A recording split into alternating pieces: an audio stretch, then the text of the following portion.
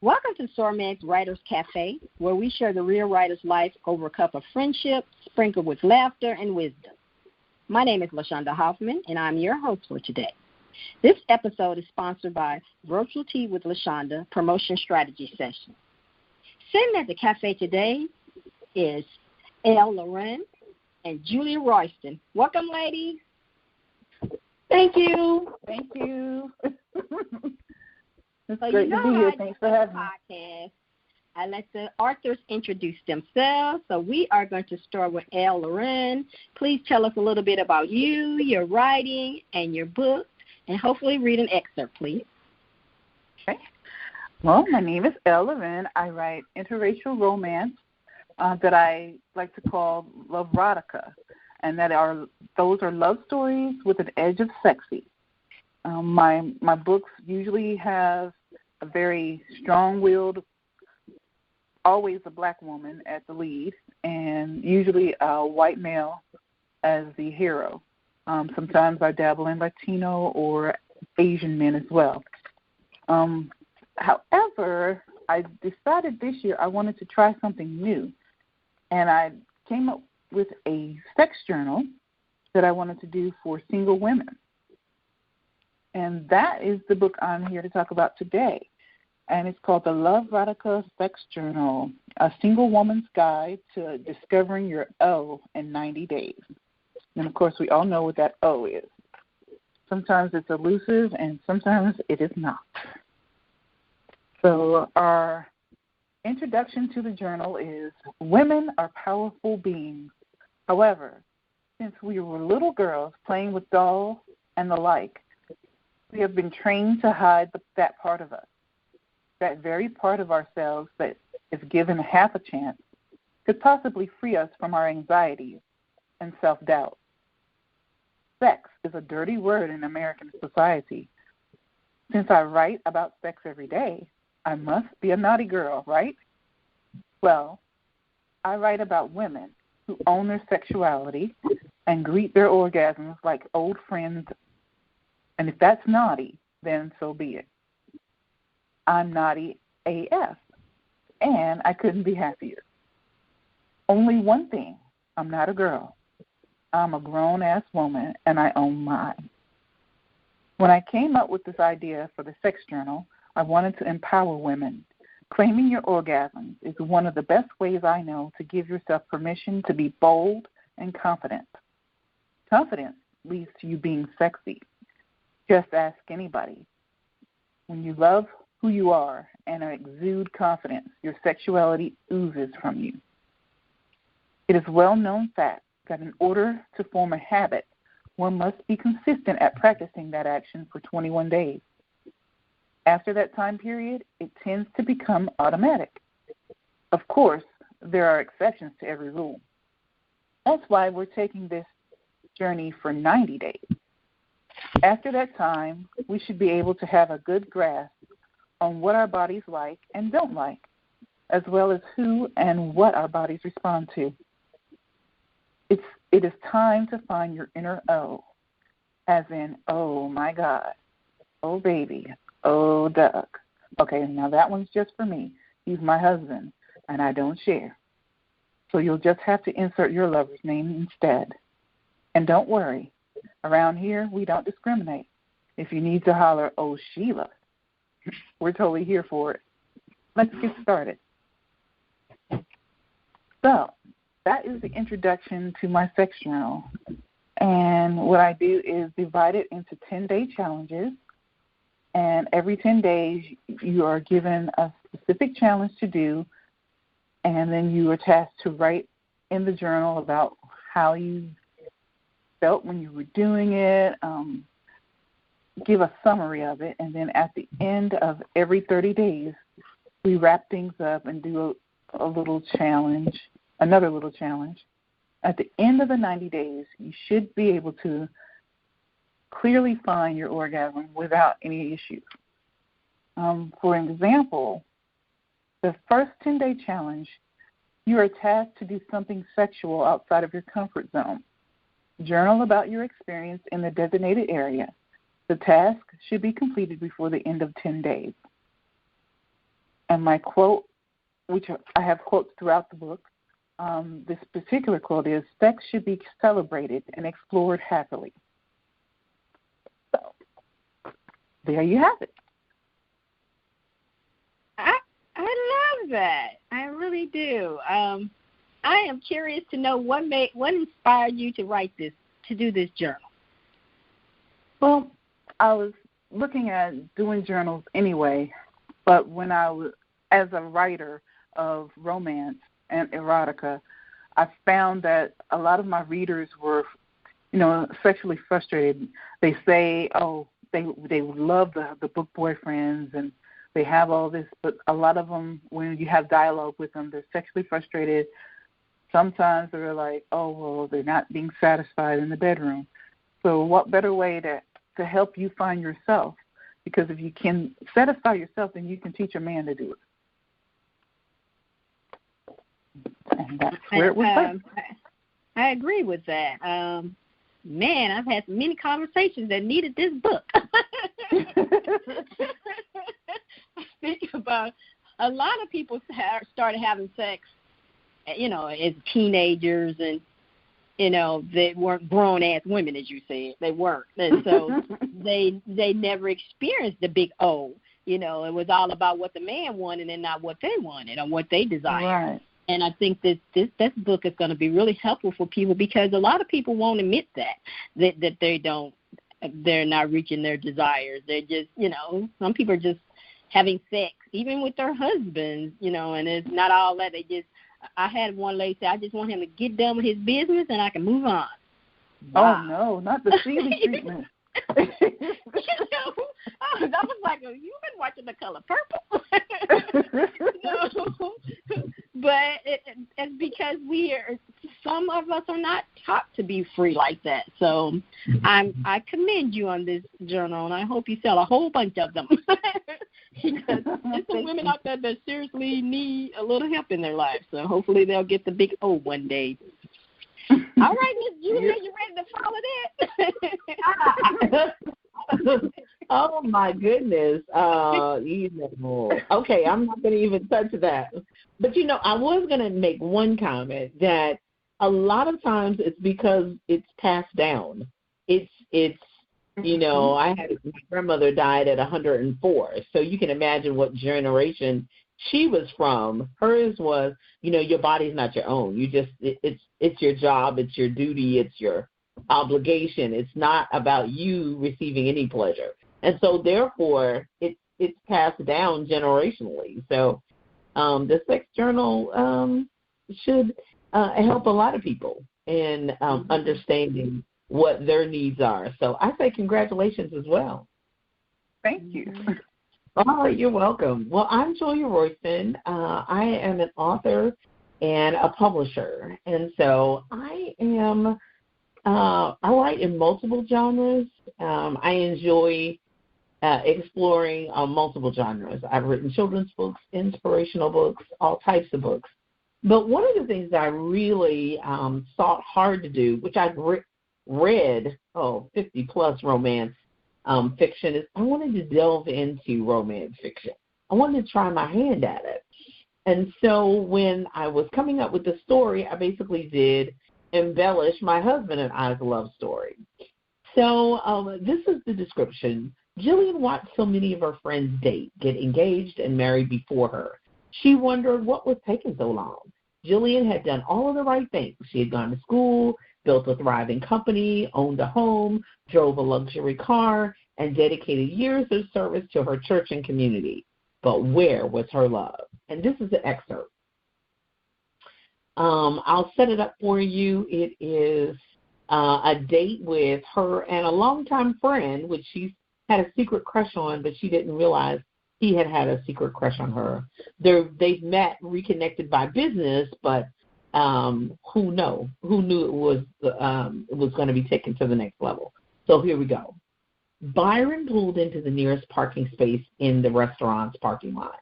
Wait here and don't get out. I'm coming to open the door. My mom would fuss at me if she found out that you opened the door yourself. I won't tell if you don't tell, smiled Jillian. Nope. It is my intention to give you the full Randolph treatment. Byron unbuckled his seatbelt. Jillian gently laid her hand on Byron's arm, which stopped him. Thanks for telling me. Just so you know, I am not one of those women. I am independent, but I enjoy the chivalry of a gentleman very much, said Jillian. Jillian, you are truly different. I hope you mean that in a good way. No, I mean it in the best way. Great. Let's go in before they close. So are you going to tell me whether you want to have babies now or later? I haven't forgotten my original question. You still want to know? Yes, I want to know. We are here at the restaurant now. We didn't order an appetizer, so I want to know. I must confess that in my 20s, I would have said yes immediately. Now in my 40s, I'll say no. Do you want babies, Byron? Like you, I would have loved to have had children in my 20s. Now I am concentrating on finding a wonderful woman in which to share my love, life, and happiness with. I am surprised that you aren't already married. I am kind of surprised, too. I've dated a lot, but honestly, I am a one-woman man. When I'm dating a woman, she is it. I formally break up with her before dating someone else. I don't play the field, juggle multiple women, or lie or cheat. I wasn't raised that way and don't feel comfortable doing that as well. I respect women too much because of my mom. Secondly, I dated a woman and she cheated on me. That heartbreak hurt me to the core. Wow. Did your mother like her? Nope. She didn't like her or trust her on sight. I should have listened to my mom. So that's my excerpt.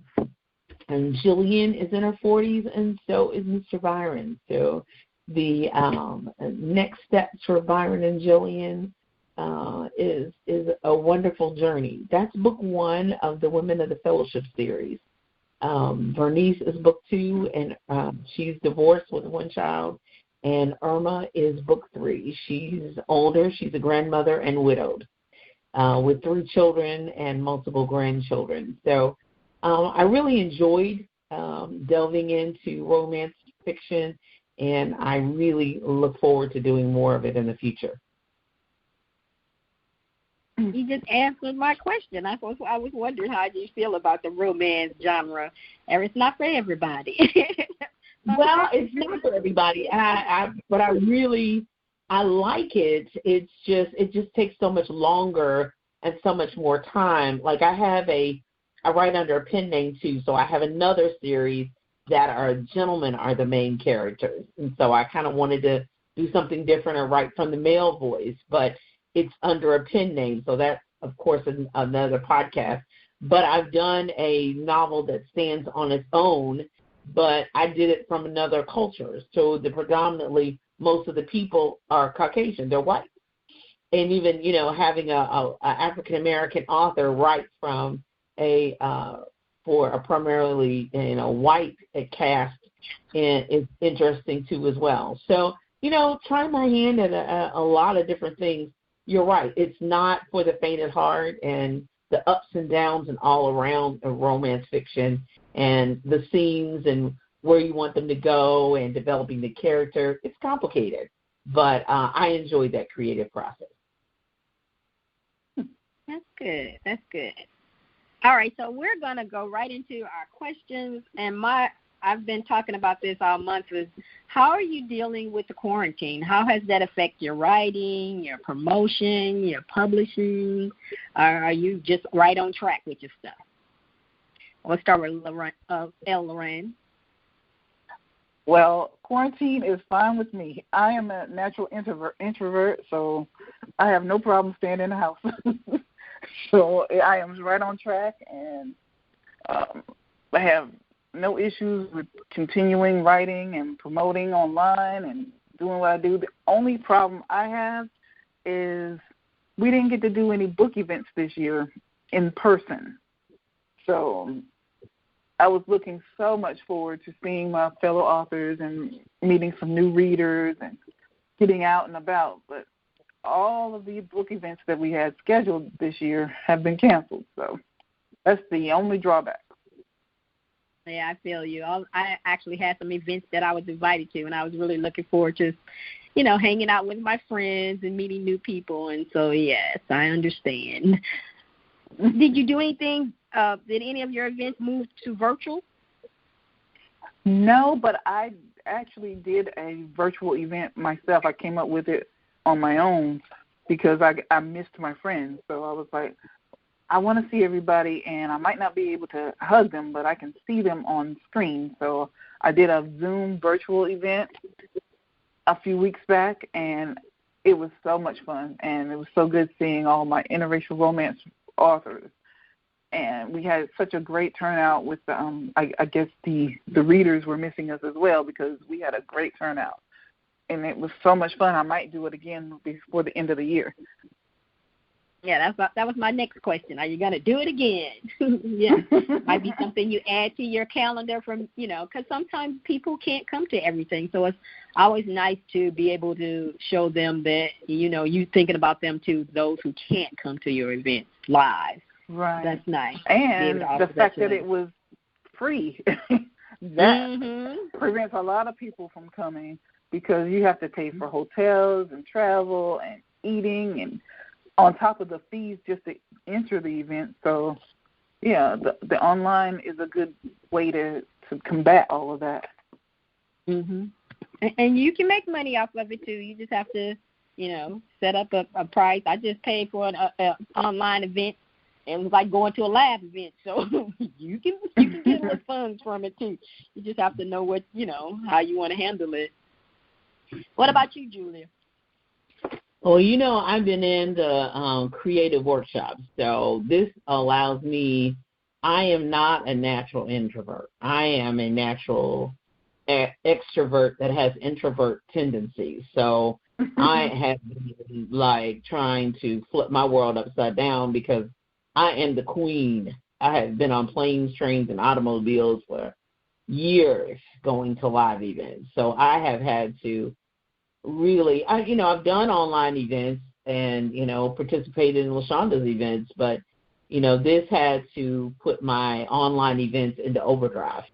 The beauty is I can set them up and do how I want them to run. So I do enjoy that, but it has had me in deep creative mode, which I enjoy as a writer, that part. Now, as far as publishing, yeah, I'm on publishing overload. And so that's a good problem for me to have because other people are wanting to get their stories out, and so I'm helping people write and publish. So, my Zoom account is coming in mighty handy. So I think more than anything, being as creative out of the box as possible. And, really that whole group promotion has become more and more important, too, as well. We all have to promote on our platforms and getting there. And it's different than going to a live event, and it's an event that's been in existence for years, and they already have a standing attendance. I mean, you just have to think about it a little bit different out of the box. But, yeah, I miss the live events, but I want to be safe and I want to be alive. So I'll switch gears and stay in the virtual space. I'm good. I understand that. And you are one of the people who as one of the biggest words this year is pivot. How are you pivoting? And so I love watching you pivot. Okay, we're not going live, well, we'll have book fairs online. Here you go. Oh, yeah. I have pivoted really hard and real fast. I mean, now I'm happy.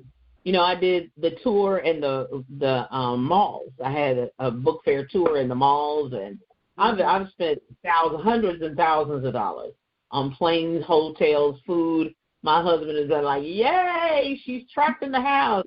She can't go nowhere. Yay, this saves us a lot of money. But, I'm like that Tom Hanks movie. I'm not Tom Hanks, Tom Cruise movie. I'm good in the living room.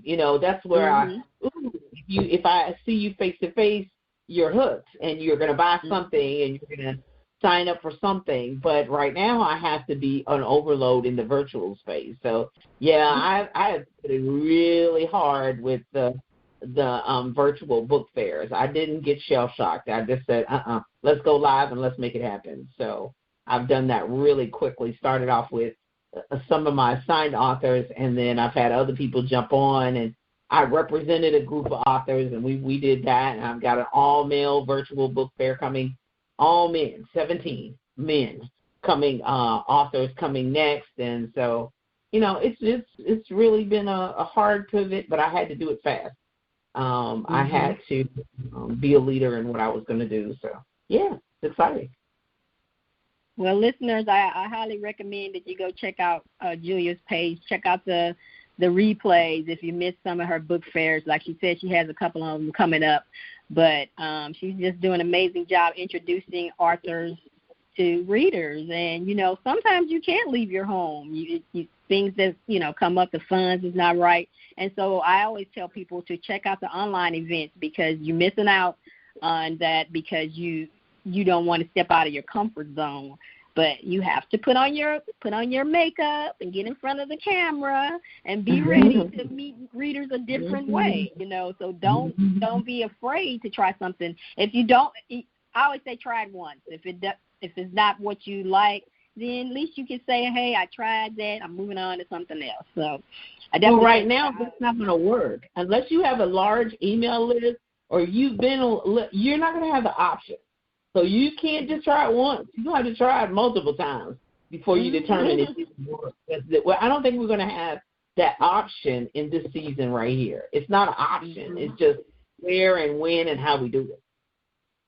Yeah, I talked to someone today, and I told her that the difference now is that when in the past you could go and meet readers. You can go to events, and the readers that are there, you got to, you can go in front of them, or you go, hey, come over here, let me talk to you. I said, the only thing now is social media, and if people have already bought your book that's on social media, then you got to find a new platform to go to because you need to meet somebody new. I'm not going on there. Why are you on TikTok? I say, because I don't know none of them people on TikTok, but they need to know me. That's right. I'm following you, LaShaunda, on the TikTok thing because I'm like, my husband's like, you don't have but 22 followers. I said, oh, Lord. I'm like, I got 9, so hey. I'm going to be in there and hang stuff. I'm going slowly but surely. Get started. I'm not going to come on any platform and have 5,000 people at one time. That's not how it works. You have to build up to it. You got to get on there and you got to work it, the same way. It's the same as your mailing list. You can't get 10,000 people on your mailing list in one day. It just doesn't work that way. But you got to ask, you got to get people to join and stuff. And most people, they just sit at home crying because all their stuff is canceled and they don't know what to do. And I'm like, I've been telling you for 50 million years that the internet can help you. People are making money on here. If you're not making any money, then you're not doing anything because there's ways to get out there. If nothing, the other day I posted a message that said, hey, I'm selling a workbook. Hey, 2 people bought that workbook. Now, if I hadn't said nothing, I wouldn't have had any sales. And you didn't have to pay $200 for a table either. And $250, you could just sell it and go. Yeah. Right. And so you got to let people know that you exist. There's so many other people that's out there existing. Terry McMillan doing a workshop. You're not telling me Terry McMillan, so you're not going to get a workshop at a library like that. But that doesn't mean that you can't get Terry McMillan's readers. Hey, come on over here and check my work out. I write similar to her. That's how you get out there, You got to say something. All right, so we're going to take a quick break for our sponsor, and then we're going to come right back, and I got some more questions for these ladies. So this episode's sponsor is Virtual Tea with LaShaunda, Promotion Strategy Sessions. Are you frustrated by your promotion? It's time for a virtual tea session with LaShaunda. Inside this session, you discuss your promotion struggles, how to start a promotion plan, and action steps to help you gain clarity with your promotion.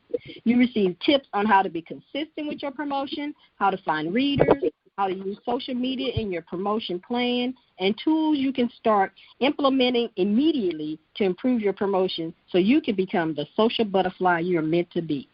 Check the show notes for the link so you can schedule your virtual tea promotion strategy session and get on track to being a social butterfly. Welcome back to SORMAG's Writers Café. Today I am chatting with Loren and Julia Royston, and they are sharing some good tidbits about writing. I have a question for you, ladies. What do you love most about writing?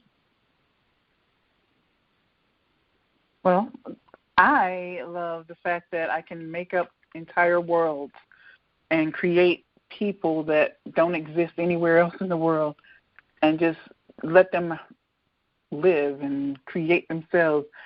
When I say that, I mean my characters talk to me and they tell me where they want to go in the book. So I absolutely love creating characters and the worlds that they live in. I wouldn't want to do anything else but do that. I like that. Julia? I agree wholeheartedly. I mean, that's my favorite part of the whole entire thing, is that I am able to create the worlds, and I can have them do what I want them to do, and they live how I want them to live and where I want them to live. And some of them, one book I had a made-up town, and then another one I had,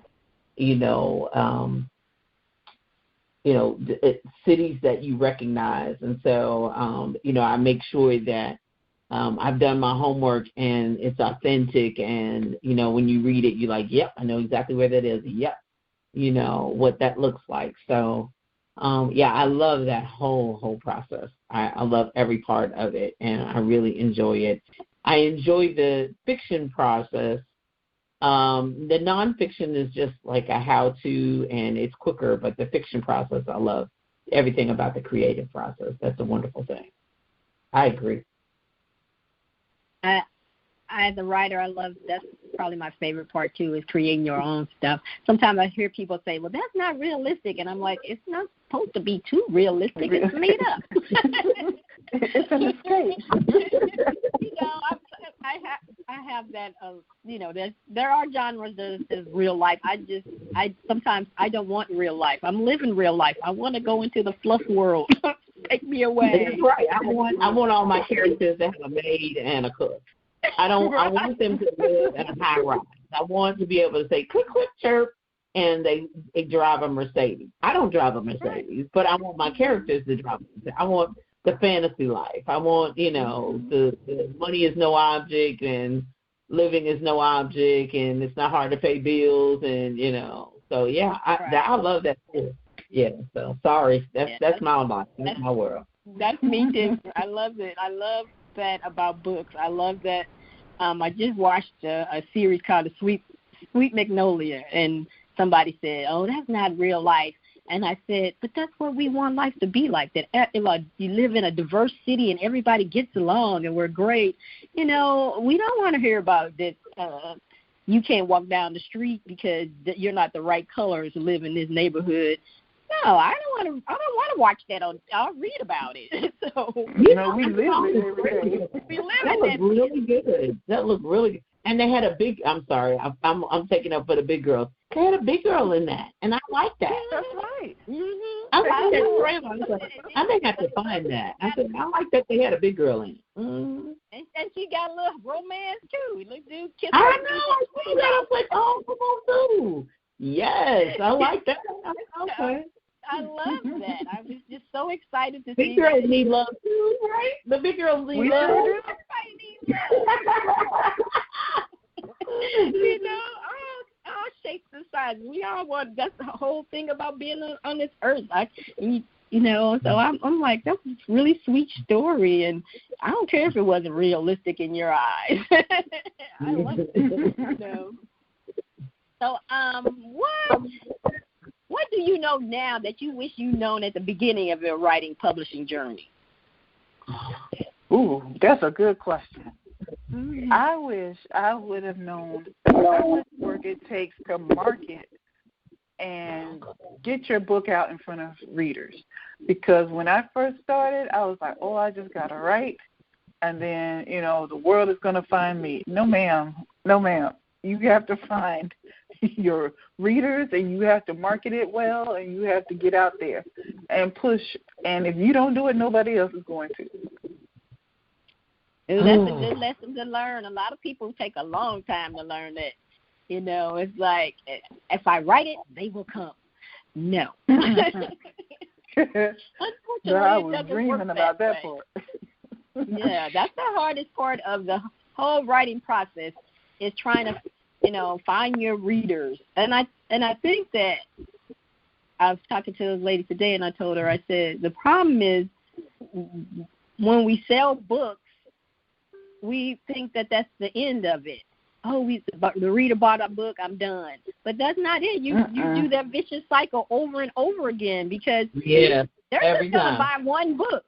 So you got you got to continue to sell that book until you write the next book, and then that group of people will buy that book. But you still got to find some more people because maybe they don't have the first book or the second book, and on and on. It never stops, and writers believe that it does. No, and they have such a hard time with that because I have people who tell me that if I get with a publisher, they're going to do all that, and I'm going. No, they're not. No, they're not. No, they're not. And you're going to get your feelings hurt because you're thinking that the marketing side will stop because you're with a publisher. Actually, it gets even harder because they expect more from you because you are with a publisher. And so it's never ending. No. Well, for me, on my side, I've been singing since I was 8 years old. So at 15 years ago when I started writing, the majority of my audience knew me, followed me, were a part of my newsletter and email list. And I had close to 1,000 people on my email list when I released my first book 12 years ago. But what I failed to realize, which is like everyone for the marketing promotions is the hardest part, is that just because they enjoy my singing does not mean they were going to read my books. And that was the hard lesson I had to learn. Now, they still liked me as a person, and they shared it with other people and referred me and all of that. But as far as thinking that those 1,000 people on my newsletter were going to buy the book, I was sadly mistaken. I did not realize they wouldn't buy it just because I wrote it. They were not interested in reading that topic, and it was poetry. So it was the hardest thing, and I've never written another one since then. That was the first one I did. So, realizing I had to build an audience from scratch. Now, I didn't do like some people do. They get rid of everybody and start all over from scratch. I kept all those people, and I kept sending them newsletters every month and say, hey, this is what I'm doing. And they're like, congratulations. They weren't buying nothing. But so I had to go build, but at least they would refer, share, people who were interested, they would, let other people know, and if people were interested in publishing, they would do that. But you're exactly right. The marketing and promotion, the biggest thing I would probably have done from the start would have started all over again with, I would have probably kept the audience I had. I wouldn't have ignored them just because I was still singing. I was still, writing music and releasing music. So, but realizing that I had to build a reading book audience that's totally different than the music CD streaming audience. It's totally different audience.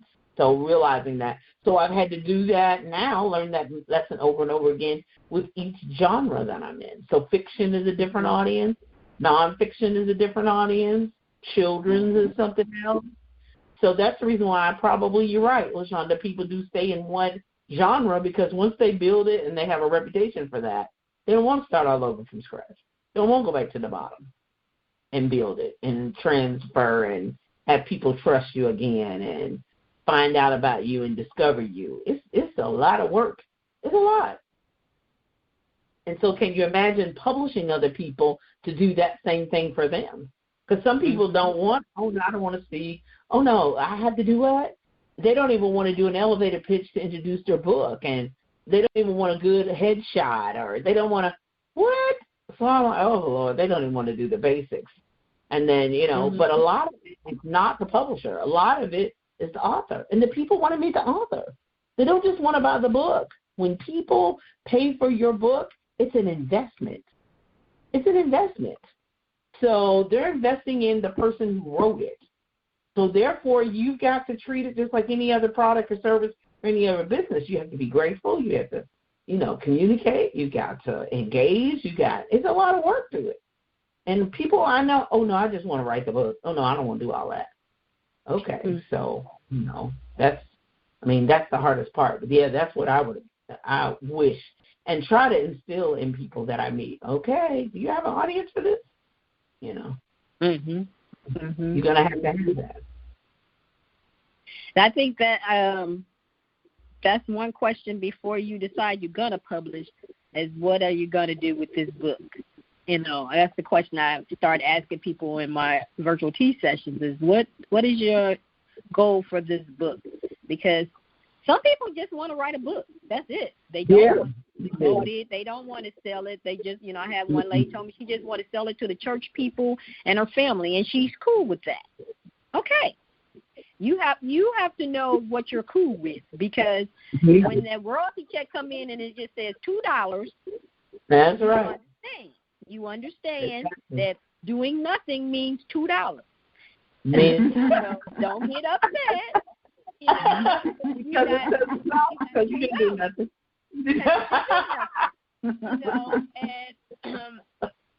So I always tell people if you get tired of that Starbucks check, then it's time to do something different. And a lot of people, they're not ready for the different, but when you decide to put on the author hat, it comes with a lot of other hats along with it. It's not just one writing hat. You got a whole bunch. And when you put that hat on, you become a business person. And you have to say, okay, I want to make some money with this book, not I want to have some friends with this book. It's a difference. If you want to do a book and give it away for free, that's fine. But you can't complain that you ain't making no money if you're giving it away for free.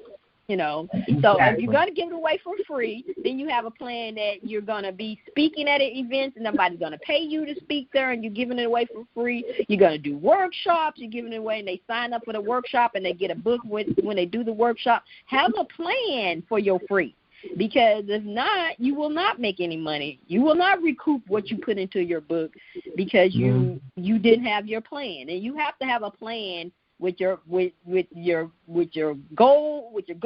your writing, with your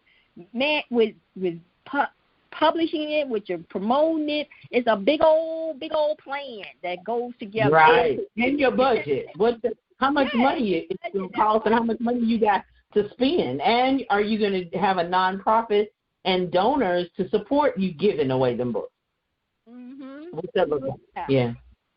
Yeah, it's a lot to it. And I wanted to say something. You said something about you had your mailing, your list with your people on it. One of the biggest lessons I learned from SORMAG was that your list can be divided, and it's okay. Some people have one list, that's it, and so they don't know who on there is buying and who ain't buying. You can segmentize your list. That's the best part. And so all thing I teach people when they do their mailing list is segmentize it. You want to be on the list.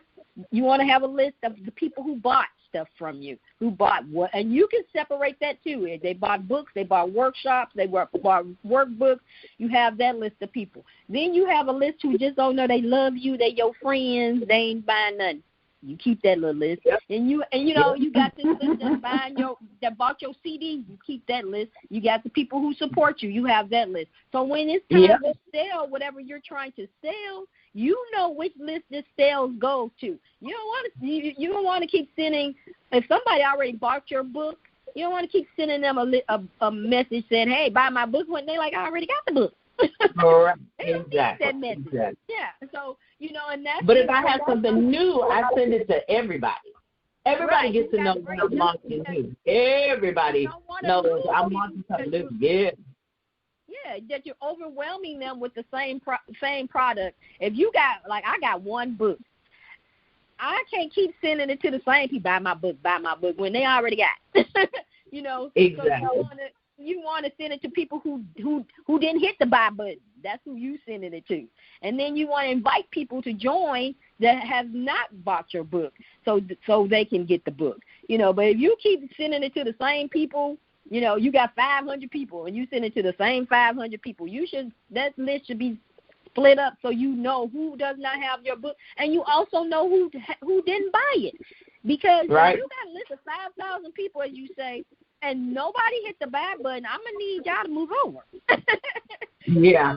Especially if they've been following you for a long time and nobody, when you release your whole email list is so you can have somebody that's interested in your product. So they signed up because they want to hear from you. They want to know about your new stuff. They want to know everything that you got. You send out, my book released today, you should get at least 10% of those people buying your stuff. If 10% are not buying, nobody is buying, then, you need to delete that list and keep it moving because they don't want what you have to offer. They just on your list. Right. And that's what you have to look at when you're updating your list is, like you said, those people didn't want your books, but they shared. That's the key word right there. They shared your information to their friends and family. Maybe they took that email and passed it on. Those you or told somebody or somebody said, and I know people have come to me and said, so and so told me about it. I know they have not bought nothing from me, and they have never bought anything from me. They have not published with me. They have not bought anything. But just the mere fact that they would tell somebody else, that's gold. That's a lot for me. I've done plenty of clients where people have told I've got cousins, they ain't gonna never probably buy a book from me, but they were like, LaShaunda, I got 3 of my friends that just wrote a book. Can you help them out? Yeah, that's it. Those are supporters. People say, well, my family banned my book, but that's not your family. Is not your audience. But if they send you some of your audience, then that's a good family member. Yes. They're supporting you. You have to know what support is. It's not always about the dollar. It could be a referral. That's it. Somebody can refer you to buy 500 of your books, and you'd be like, oh, I love my cousin. Thank you. That's right. That's right. Thank you for sending that church to me. Hallelujah. I know that's right. That's right. That's supporting, but people don't understand support. They think support is spending money. Somebody said they bought my book and they ain't never read it. So? Right. And they might have given it away for a holiday gift or my first book signing, my whole family showed up. I was in tears because my book was about book promotion. Ain't none of them celebrating books, but they all bought books. They brought their children to show them that they had an author in their family. They were proud of it. Do you think I'm worried if they read the book? No. They came to support me, and that's what you have to look at when you're looking at support. What is support to you? Is support that is about spending money? Because if it is, you're going to have a hard time because everybody, everybody don't want to see you happy.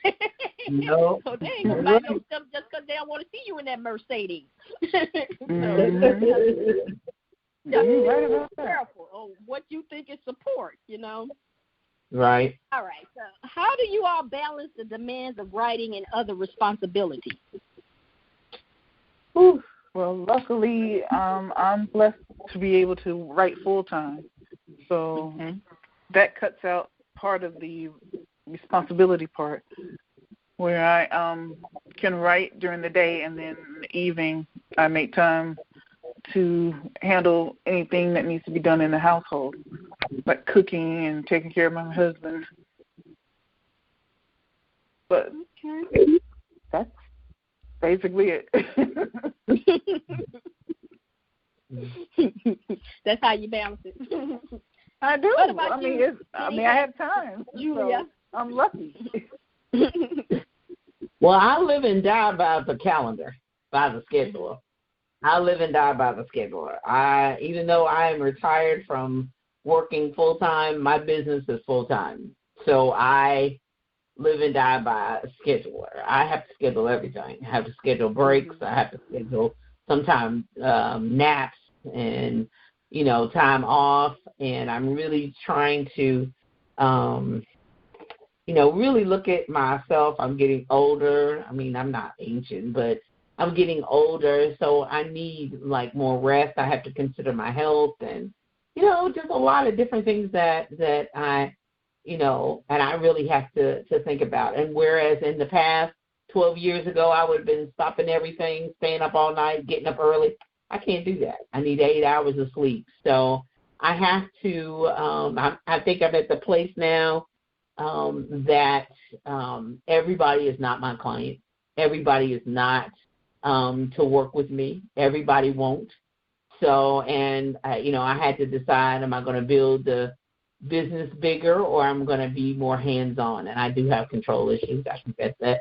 Hello, my name is Jillian Royston. I have control issues.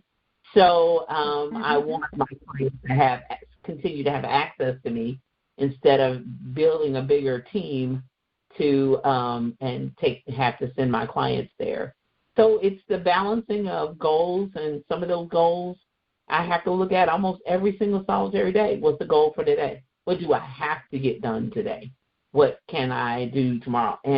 But because I love writing so much, I will stay up 10 minutes later just to write 2 lines so that I can feel like I got something accomplished, and it didn't all go to my client, that I got something of my own.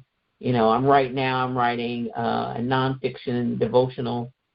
I'm writing 2 fiction books, and then I'm ghostwriting 2 other books for 2 other clients. So I'm in the midst of basically writing 5 books simultaneously for myself. That's not to mention what I'm helping other people write. So, but I want to do what I tell my clients to do. I want to, if you just can write 2 lines, you can write 5 minutes a day, get it done. So it's a fine balance. And, today I was able to I stopped. I said, I need a nap. And I stopped. And I got into bed. And I slept for 2 hours because I knew my body needed it and asked for it, and I gave it what it needed, because otherwise I could be sick or whatever. So that's where I find the balance. I have to listen to my body. I have to listen to my spirit. I listen to my husband, when he wants more time, because I do have a natural workaholic spirit. So I know I have to take time because I want to live long. So, I want to live like my grandmother who lived 104. So if I do that, I've got to work differently. I've got to do differently. So that's how I balance it all. Awesome. I like the fact that you take time for your husband. Yep. Yeah. Yeah, because sometimes we get so. I was very guilty of that. My family always would tell me, "You love your phone and computer more than you love us." And some days I do, but But I had to, look at my schedule. Well, my husband has always worked nights, so I've always had me and the kids were here. And once I put them to bed, then I just had, that's how I was able to deal with it. Because they were sleeping, and my husband working, and I'm not doing nothing. So, I was like, I have no friends. I'm sitting in the house because you can't go nowhere if your kids are, So my online family became my crew, And I was going to say, we love you, LaShaunda. I love you. Yay. And so I understand that listening to your body. I didn't listen to my body for many years. Thank God he didn't put me in the hospital, but because I was one of those, you got to do everything. You got to do everything, and you don't need no help. I thought being a solopreneur meant you didn't ask for help. I didn't ask for help for many years, which is really sick. I thought I had to learn everything and do it myself. I didn't know nothing about outsourcing, and so I was crazy most of the time, running around trying to do everything. Right. Recommend that to anybody. I was like, if you don't like doing it, pay somebody else, honey, because why? I did my book. I was like, I like doing book covers, but I'm not doing my book cover. I don't want to do this. Somebody else is going to do this. Right. I just want to write, and so you have to know what lanes you want to stay in with your writing. That's what right. lanes you want to do. Because you drive yourself crazy trying to do everything. I have a friend that she was like, I just hate marketing. And I said, well, if you have a budget, you can pay somebody to do your marketing. They can create your graphics. They can send out your stuff. And so I was part of her team, and then she got a graphics designer that did her graphics, and we worked her. We put her stuff out there. She didn't want to get on Instagram, so I promoted on Instagram for her. You can get help. You know, you just got to invest in it. You can get no free help now. You know, people do their own for free. But if you don't want to do parts of your business, you can outsource it to someone else. And there are people out here who are in your budget. You know, somebody told me, LaShaunda, you need to sell your ass for $7 like he sell it for $7. I said, no, you just go down there to the $7 dude. That's right. You know, but it's somebody for your budget, somebody out there. You know, if you all you got is $10, somebody is doing something for $10. Believe me, they are. And so they are to help you do what you need to do. You don't like doing graphics. You don't love Canva like me. Get somebody to do your graphics, because you got to stop these readers in their tracks to see your book. They ain't looking at nothing. If it's sloppy, they gonna move on because they not professional. That's the hardest thing I hear about indie authors all the time. They're not professional, and I'm like, they're more professional than some of these big time published people out here. Got that right. So that right there is 1980 maybe. That's how it used to be. 2020. No, people are spending big bucks to get their books put out here. They are very professional, and so you got to make sure that your stuff looks good too. Don't be out here looking janky. Look good. Put. You know, I just posted something about are you ready to promote? Because most of the people ain't. Do you got a bio? Where's your bio? Do you have a picture of you, a headshot? I do not want to get that's not in your car. On the couch. That is not a headshot. You laying on the couch looking lovely. That is not a headshot. You in your car doing you a selfie. That is not a headshot. My kid, at the time my son was 12 years old, he took a picture of me at an event we were at, and it was the best picture ever. And people say, where'd you get that picture done at? My 12-year-old. So don't tell me you can't get a great headshot with your iPhone or whatever phone you got, or with your camera. My first headshot, my writers group I'm in, we got together one Saturday, and and all of us went and took pictures. The lady that's great with her photography, Miss Phyllis took pictures of all of us, and we all had our headshots. If you don't have the funds, you got friends who got a camera. Do not use that as an excuse because you don't have the funds. If you don't have the funds, then you got to make the time to make it work. But if somebody wants to do an interview with you, they don't want some little janky, tiny little picture that you talking about you can blow up. You cannot blow it up. Okay, send us a beautiful picture of you, because that's you. When your magazine comes out, you want to show your family this beautiful section of you. If they didn't come and do a professional photo shoot with you, then you're supposed to pretend like you got one done and send it to them. You know, you want to have beauty. You want to have a website so people know how to find you. Please let us be able to find you. If you're going to use social media, then make sure we know who you are. If I don't have a good picture of you, I don't know who you are on social media, especially if you got a name like everybody else. How can I find you? You know, be prepared. Don't go looking unprofessional. Once that book has your name on it, you became a professional writer, and you're supposed to act the part. You know, that's my rant for tonight.